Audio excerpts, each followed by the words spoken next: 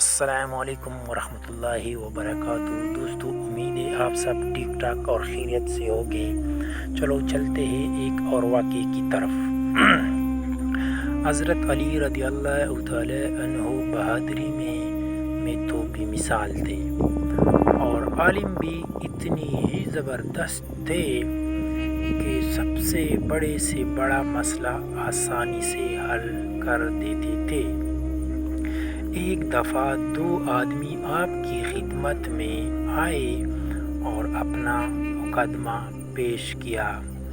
ان کا جھگڑا بھی بڑا عجیب سا تھا۔ وہ دونوں ایک جگہ بیٹھ کر کھانا کھا رہے تھے۔ ایک کے پاس 5 روٹیاں تھیں اور دوسرے کے پاس 3 روٹیاں تھیں۔ اتنے میں ایک مسافر آیا۔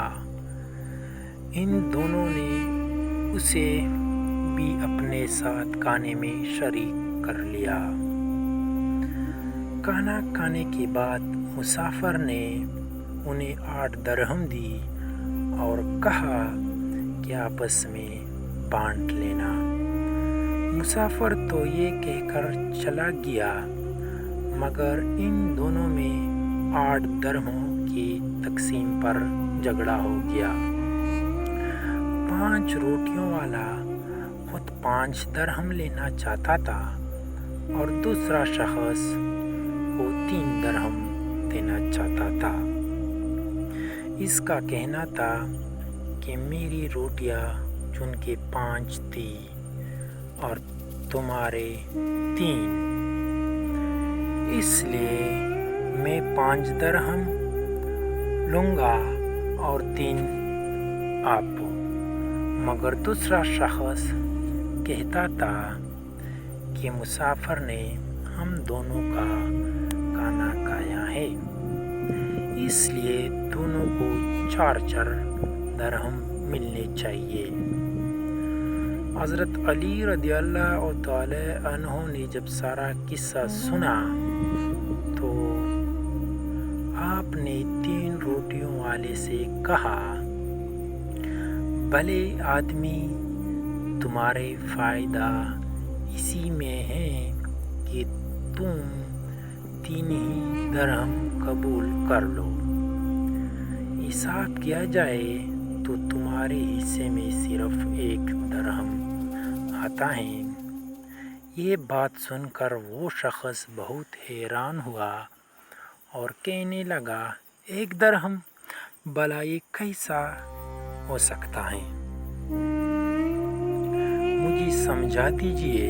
حضرت علی رضی اللہ تعالی عنہ نے کہا، لو سنو، تمہارے پاس 3 روٹیاں تھی اور تمہارے ساتھی کے پاس 5، کل 8 روٹیاں تھی، اور کھانے والے 3 ہر روٹی کے 3 ٹکڑے کرے تو 8 روٹیوں کے 24 ٹکڑوں کو 3 کھانے والے پر تقسیم کرو تو ہر ایک کے حصے میں 8 ٹکڑے آتے ہیں۔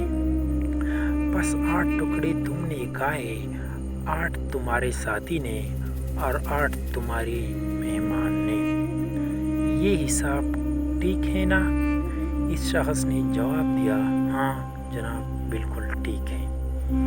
حضرت علی رضی اللہ تعالی عنہ کہنے لگے، اب سنو کہ تمہاری روٹیاں 3 تھیں، ان 3 روٹیوں کے 9 ٹکڑے ہوئے، تم نے اپنے ٹکڑوں میں سے 8 خود کھائے اور تمہارے صرف 1 ٹکڑا بچا جو مہمان نے کھایا۔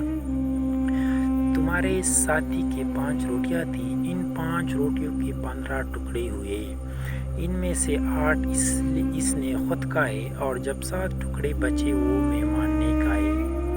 اس حساب سے تمہیں صرف 1 درہم ملنا چاہیے اور تمہارے ساتھی کے حصے میں 7 درہم آتے ہیں۔ یہ سن کر وہ شخص حیران رہ گیا اور اس نے 1 درہم ہی قبول کر لیا۔ دوستو، امید ہے آپ کو یہ واقعہ پسند